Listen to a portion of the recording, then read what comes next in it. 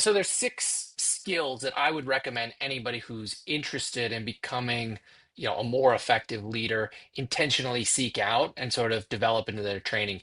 And I don't think these are skills that you get by going to an MBA program. I think that they Mm. are an intentionality that you bring to your day-to-day job.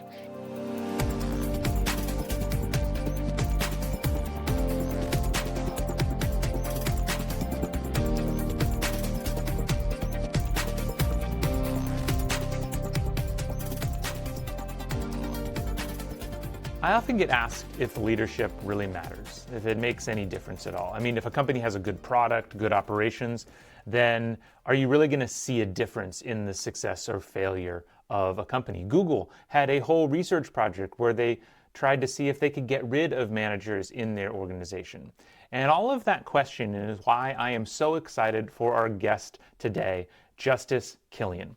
Justus is a good friend of mine. We actually co host another podcast together. But more importantly, he is a partner at Space Capital, a seed stage investment firm that focuses on space and space adjacent startups. He and his partners are literally betting on whether or not a company is going to be successful. And according to him, leadership plays a big part in this. So in today's conversation, we're going to break down some of the leadership styles, leadership traits that Justus looks at when he's evaluating founders who come in. And then, of course, we're going to expand this conversation so that it doesn't just apply to founders of startups, but to every leader at every level, all the way down to frontline managers and supervisors. If this is your first time listening to the Leadership Launchpad, please make sure you subscribe so you never miss a future episode. And if you happen to be someone who's responsible for developing leaders in your organization, I would love to talk to you. Please reach out through Matt at bettereverydaystudios.com so we can have a conversation about how we can make your leaders better. With that, let's get into the conversation with Justus Kilian. Justus, welcome to the Leadership Launchpad. How are you doing today, my friend? Doing great. So excited to be here. I love listening to your podcast. It has brought so much, sort of unique insight into my world, even as a venture investor. Love what you're doing. So excited to be here. Yeah, I'm really excited for this discussion. We've talked about it a couple times because I think, we live in a world, especially in the engineering world, I think where leadership management can often in many ways be called into question. I think we see this time and again where there's been efforts at Google to like remove managers, and then we just kind of went through a big thing of removing middle managers. And there's just a lot of different discussion about where leaders matter, what kind of leadership experience matters. And that's why I was really excited to talk to you because I know from your role as a venture capital firm, you're looking at companies, you're looking at individuals and deciding who to invest in. And it sounds like, there are very specific leadership qualities or maybe leadership experiences that you're looking for that have an impact. So I think I'd start there. Like when you're looking at a leadership team of a company, what are, some of the major types of experiences that you're looking for? Sure. Yeah, let's dive into that. I mean, I would argue that the primary responsibility of my job looking at very early stage companies is really about leadership assessment. Hmm. Who are these folks? What have they done? What is their latent potential? How do you unlock that latent potential by surrounding themselves with great partners, great team, and taking on some big, bold, ambitious idea? And so, there are certainly some patterns over the years that I think that certainly stand out, but a lot of what I'm looking for are traits in the CEO specifically, but also more broadly across the founding team. And I think the first one that stands out, and I think you often hear, is this unreasonable persistence. Somebody who will find a solution regardless of what the challenge is. A couple the others are probably a little bit less discussed. I'm really looking for somebody that is magnetic. You need one, like the problem that they're working on, why they're focused on it, their work that they do. It attracts people. It has this attracting force, and people want to be a part of that. People want to be close to this person, their leadership. And So that magnetic trait, I think, is something that is really important, and there's a number of facets that I think can sort of help shape that. I'm also looking for somebody that has a sense of morality. And when I say that, it's not necessarily this is right or this is wrong, but more of a sense of I have a purpose in life because of something. Like I am working towards some sort of greater good, some sort of greater, longer achievement, some sort of legacy. And this company, this problem is my mission. And I think that that is a real, a bit, it creates an ability to sort of clarify and weed out in really tough situations. Another is I'd love being, to. I'd actually love to pause you there on those first three yeah. because I have to draw a parallel with something that I talk about a lot. You know, I talk with a lot of teams about trust and leaders about the importance of building trust. And the model of trust that we use, that is kind of a well-known model, breaks down into three basic components of the, you know, you trust someone if you know that if you believe they can get things done, if you believe they do the right thing, and if you believe they care about you. And just as I was hearing you say, you know, like they have this tenacity and persistence, they have the ability to get things done. You know, they have this magnetic personality that can draw people to them, probably because they're showing people that they care about them. And then they have kind of this idea of this somewhat of a morality of they are going to be doing the right things. Is just an interesting, just as you laid out those first three, they fit so well in this model of the things that get you to trust someone, and often probably why they are traits of a strong leader is because ultimately, like you need a lot of people to trust the leader if you're going to build an effective team. Absolutely. I think that's a brilliant framework and aligns very closely. Yeah. So Yeah. the next two that are, I was going to highlight are, I think, maybe just an extension of maybe that summary, maybe even unnecessary. The next one is, somebody who's really adaptive. The nature of a startup is having a hypothesis, testing it, and iterating. So not being too stuck in any one sort of belief or view or sort of understanding, and the ability to incorporate feedback and iterate. So that one's pretty well understood. And then the last one, which just highlighted as a part of that framework, is really being effective. And being effective is saying that you're going to do something, actually being able to achieve it. That aligns with the persistence, sort of the relentless pursuit of getting to that outcome. But it also aligns with the ability to distill complex ideas so other people can understand them in a simple way, so you can align goals within an organization, so you can get teams to row in the same direction. And it also requires storytelling to help people see a bigger purpose, a higher meaning in the work beyond just the tasks and the goals. So I save that one for last because I think being effective is ultimately the most important thing, but you have these other traits that sort of support and reinforce it.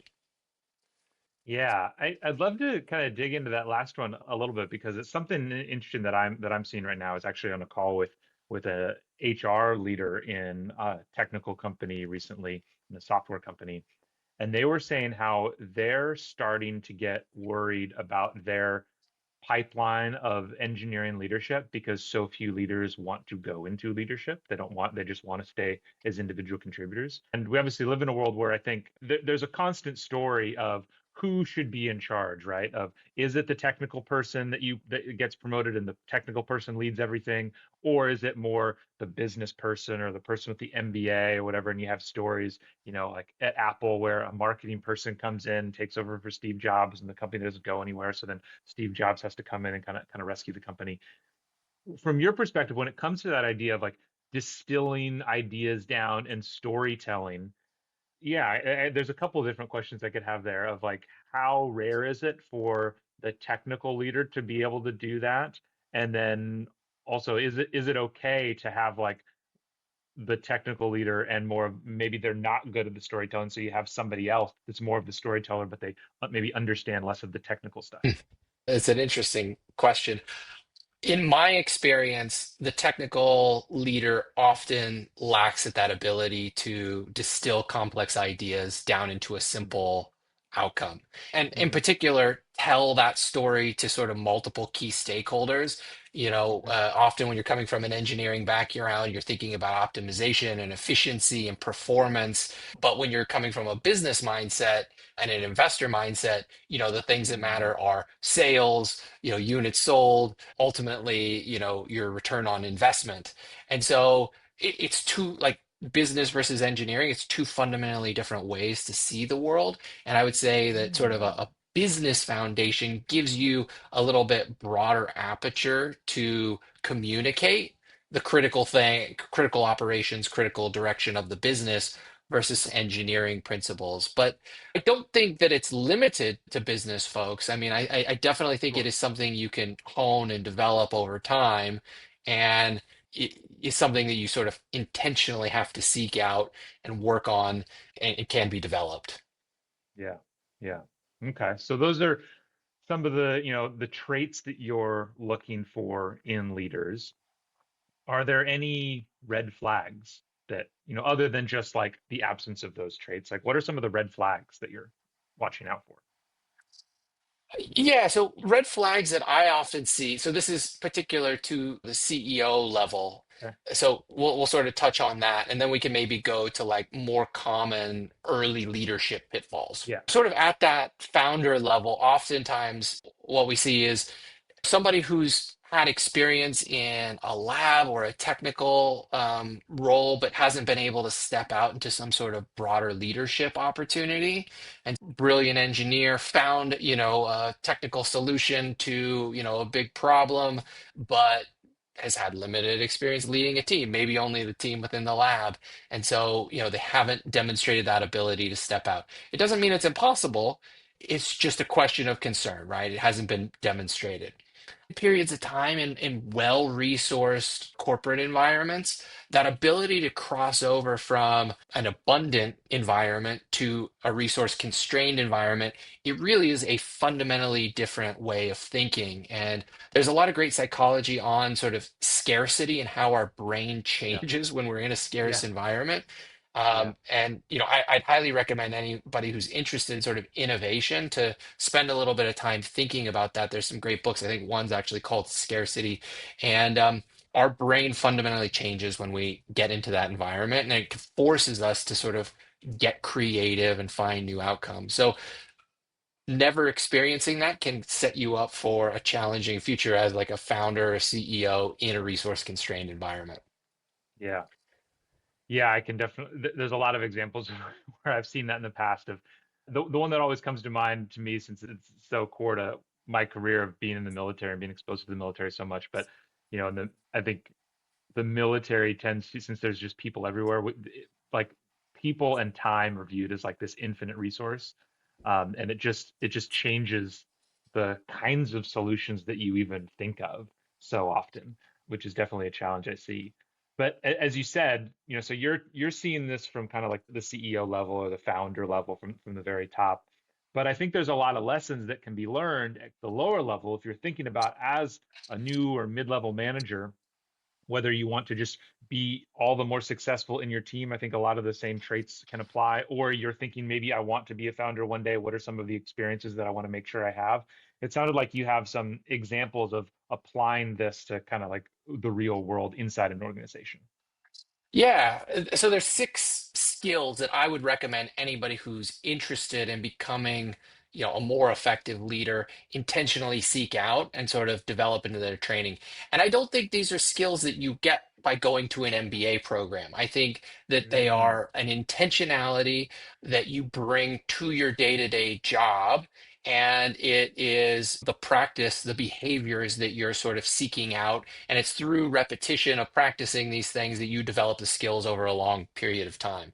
And love that. they then develop into the traits that we started out with. So I think the first one is developing some experience working with across functions. So the ability to understand what other teams do, see, if you're an individual contributor on the electrical engineering team, the ability to understand and see how what you're contributing fits into the bigger whole of the system, and then potentially even the bigger whole of the business. Yeah. That's critical for motivation, communication, sort of understanding how the pieces fit together. And there's opportunity in there to, by building relationships with other teams, to understand some of the problems they're facing, bring your unique perspective into a potential problem that they're facing, and help foster new relationships, build your skills, see things from a different perspective. I think when we look back at some of the biggest breakthroughs in research and development over the last 100 years, oftentimes they were from people who went very deep in their specialization. But more and more, we're starting to have breakthroughs and insights that come from sort of a multidisciplinary expertise. So somebody who had a deep understanding in physics, but then came into the financial markets and realized that a skill or a technology or a framework was applicable in this type of environment. It sort of unlocked Absolutely. a new breakthrough. So that's something that people can start practicing immediately, seeking out those opportunities. I love it. Yeah, and it's so true. The things that you see of it's providing that new frame. It's trying to bring that new frame to mind. And so I think one, it's seeking those opportunities, looking for ways that you can work with other people, but then as part of that, actively seeking ways to bring this new understanding that you have into that field, or to understand what things from this other field or this other part of the company that you can apply to your own work. It's actively trying to connect those lines and draw new conclusions. I think that allows you to, whether you want to be a founder or not, it just helps you be more successful and more effective. Absolutely. And I think, the key part of this experience or cross-functional nature is you're stretching yourself a little bit, right? You're things from a different perspective.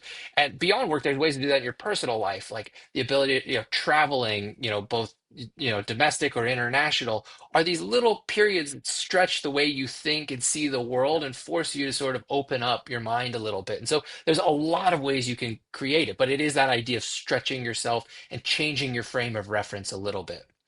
Yeah. Um, I love it. Okay. What's the so next the one?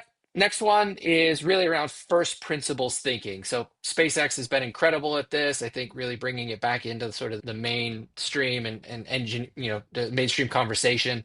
But when it comes from an investor standpoint, oftentimes when I'm approaching conversations, with the leaders of a company, how they think about a problem and how they sort of reason through the challenges is often more important than specifically what they know about that problem. And Mm. it is important that they have people on the team that could be the guardrails. Like that doesn't work, but it really is about the process of asking why and this inquisitive nature and really getting down to the core foundations of the problem and sort of removing all the assumptions that we bring into it. And if you haven't done this and practice it frequently, it's crazy how many assumptions we bring to the thoughts, the positions, the comments that Yeah. we have. And I think it's really just goes to the nature of our brain. These heuristics and sort of assumptions help us make decisions more quickly, but they prevent us from seeing the fundamental nature of the challenge that we're facing. I'd be interested. What are some ways that you, whether it's you yourself or you've seen other people practice that? Because first, as you said, like first principles is a phrase that's Yeah. become very popular recently. And I think most of us can kind of get an intuitive understanding of it, but it's really easy to just say like, oh yeah, I do that without really digging into it. I don't know. Have you ever seen any ways that people can practice that for themselves? I think the simplest way you can do it is just ask why and go maybe 2 or 3 layers deeper when a Mm, problem presents itself. That's the simplest way to do it. And you can do that from an engineering standpoint, you can do it from a business standpoint. But just like that simple question of why is this, problem showing up? Why are we thinking about it in this way? You know, it'll lead you to a much greater clarity if you just hit pause and ask that question 2 or 3 times to peel back some of the layers of the onion. I think it's that yeah. simple.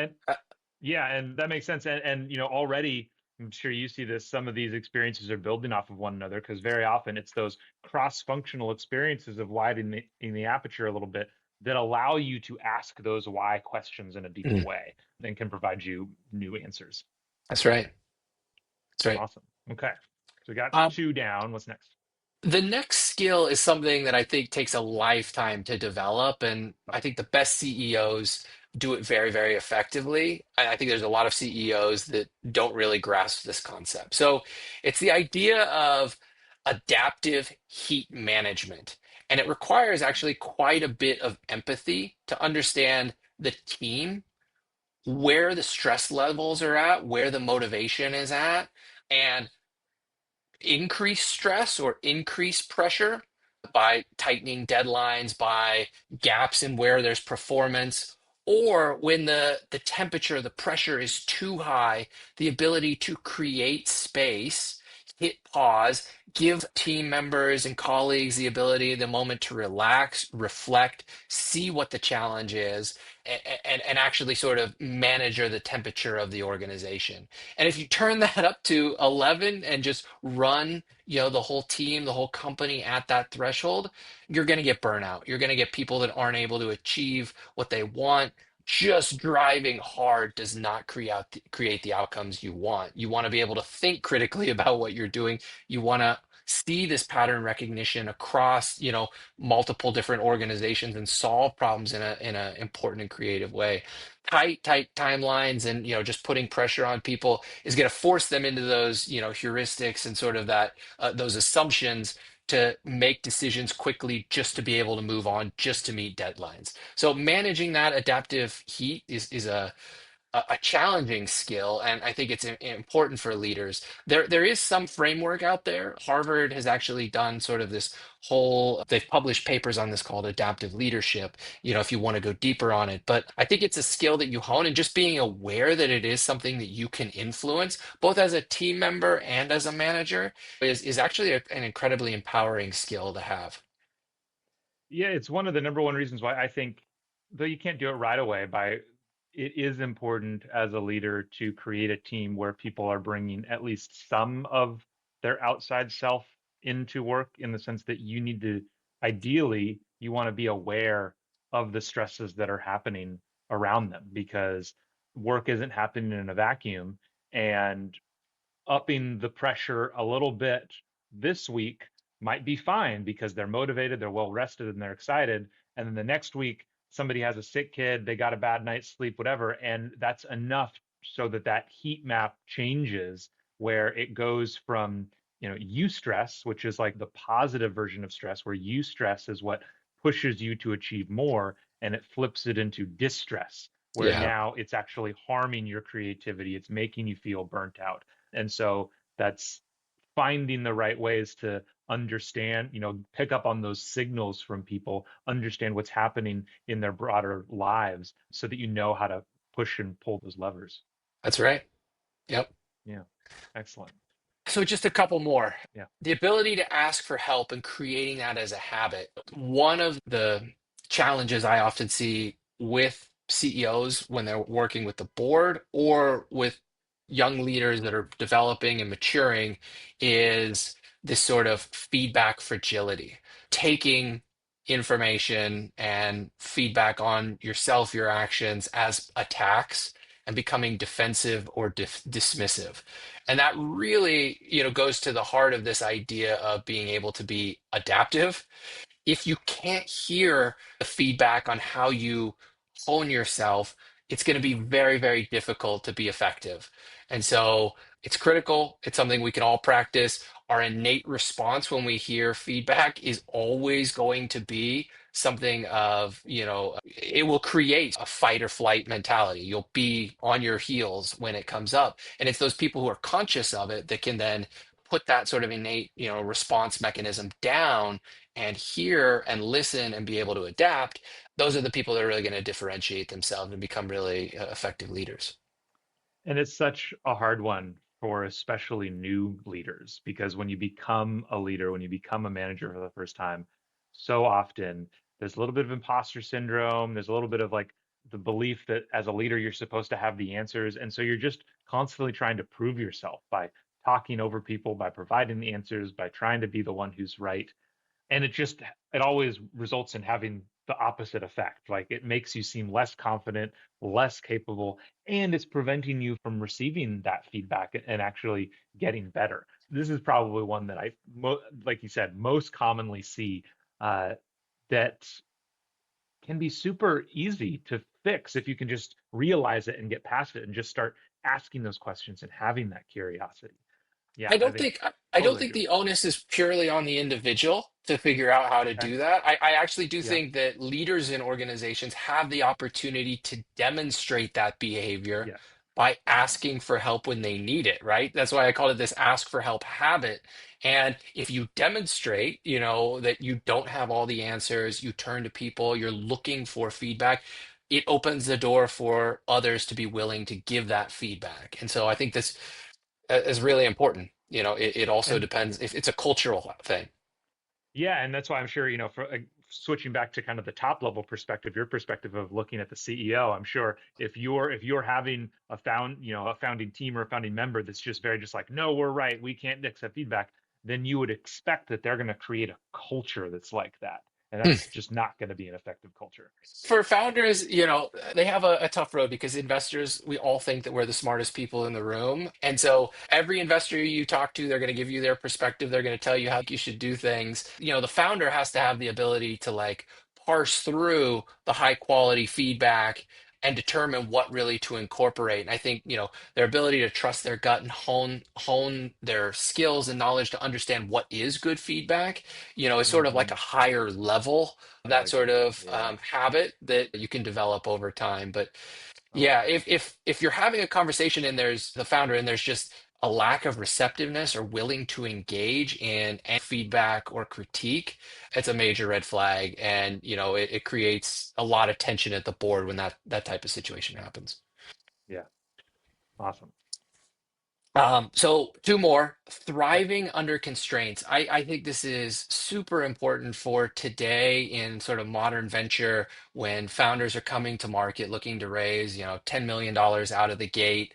Investors are creating a situation where there are not constraints when you need those constraints at the earliest days for an organization to really force highest priority decision, highest priority hires, highest priority needs in the company. And within those constraints, it is really where step changes, breakthroughs happen. There's been multiple times across our portfolio when, in the height of COVID-19, when operations had to change, founding teams had to go back and rethink their whole business model, their whole tech stack, that led to a breakthrough. Even more recently, with advancements in AI, team members on the engineering team, there were some tensions on the team with engineering leadership. They were able to cut back some of the team members and create leverage using some of these new models that allowed them to go farther, do more, and be more effective at their work. And so Mhm. it is those moments of challenge and constraint that really sort of push us to find a unique solution. And great founders enjoy being put in that environment. I would say great Yeah. leaders enjoy being put in that environment.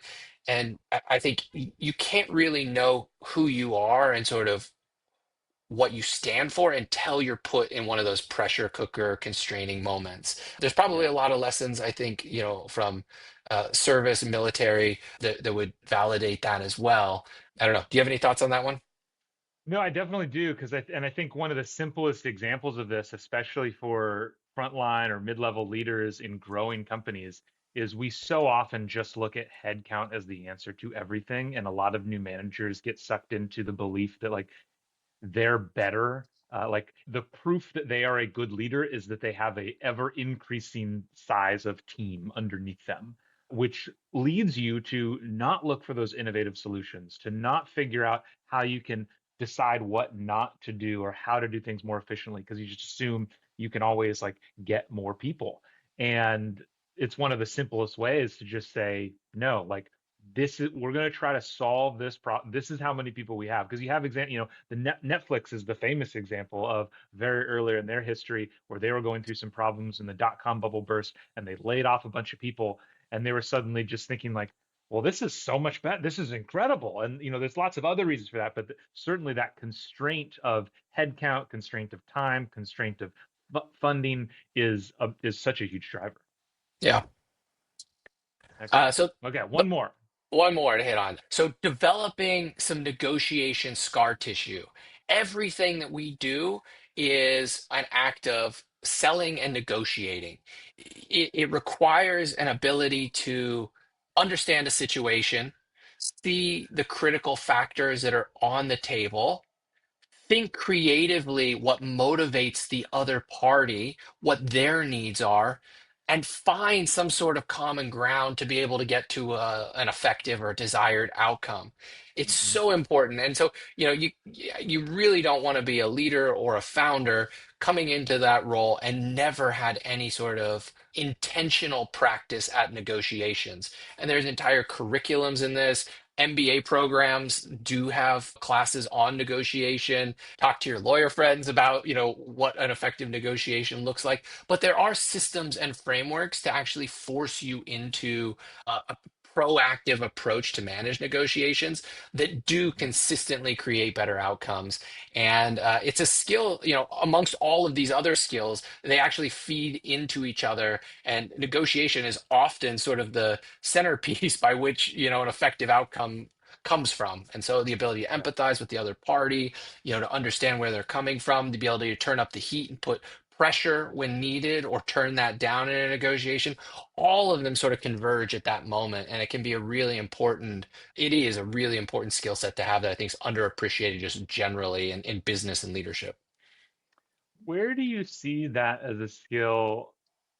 Yeah, what are some examples that you can think of that coming up kind of in day-to-day life, like in the middle of a company? Because you say negotiation initially, and it's like, okay, you're negotiating a funding round or you're negotiating equity, but that's not, there's a very small slice of people that ever get affected in that way. That's right. What are some examples that you can see of making this like real? I think anytime you are going through a job search or negotiating, Yep, right? And it should be a two-way dialogue, you trying to yep, understand what the needs of the company are, understanding what the ranges of possible salary and equity comp are, and trying to maximize your position in that situation while not removing yourself out of the opportunity, the candidate pool. And so, that will show up many times in your career as you're seeking new yep, jobs. I think it happens also when you're looking at college or graduate school applications. You're going through essentially an interview process, which is also a bit of a negotiation, right? You're yep, selling your skill sets, you're selling your experience, you're selling you and trying to find out why you would be the right fit into that university, that program, that yep, professor, that lab. And so it is a negotiation, like you're trying to position and close yourself as the right candidate for that opportunity. yeah. Those are just some of the most immediate, but this Hmm. is also going to come up after you've been hired. You're looking to take on more responsibility, you want to become a manager. Actually, you're needing to make an effective case, to your boss or to the leaders, about why you should move up and how you do that. Folks don't just promote in their career just by hitting the day-to-day goals. They see the higher order effects within the organization. They manage towards those opportunities. They communicate those things clearly, and then it all sort of boils down into a negotiation where you ask for that role or proactively seek it out. Yeah. Yeah, and I mean, I just love this idea of negotiation too. The thing that comes to mind for me is as a hiring manager, too often the mistake that hiring managers make is believing that they have all the power, that it's not a negotiation. It's just, I Mm, have the job, you want it, let's go. Take it or leave it. When really it should be viewed as, no, this is a two-way decision that you're trying to come to the right conclusion on. Just another example that came to mind of how this constantly plays out. These are fantastic, I think. And, again, just to emphasize this point that though you are so often looking at the leadership level, the top leadership level of an organization, these are principles that apply if you want to be a better leader at any stage of an organization, whether or not you yourself want to become, a founder. Which is this has been a fantastic discussion, Justice. Thank you so much. absolutely. It's a ton of fun. And you can go and do these things now. You don't have to wait for the opportunity. It really sits with you to sort of apply it and go seek out these opportunities and develop the muscle and turn them into critical traits that are in your skill set. Absolutely. Well, Justice, thank you so much. If people want to find out more about your Space Capital, where should they go?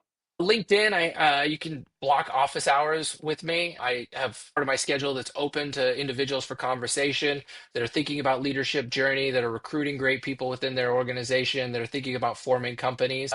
I love to have those conversations one on one and get to know folks that are on this journey and potentially interested in venture and space technology. So LinkedIn's the best way to hit me up. I also run a platform called Space Talent in addition to my investing work, and it's a free resource that we make available. We highlight a number of folks across the ecosystem and share some of their leadership lessons and their career journey as practical insights. There's a job board there. There's an active community there to help you build and expand your network.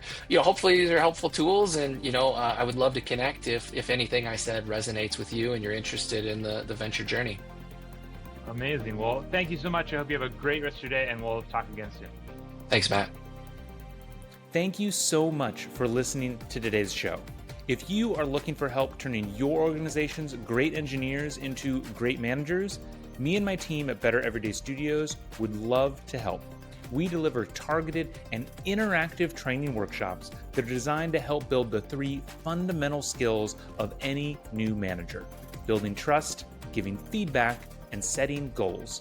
Reach out to me through matt@bettereverydaystudios.com so we can start making your organization better every day.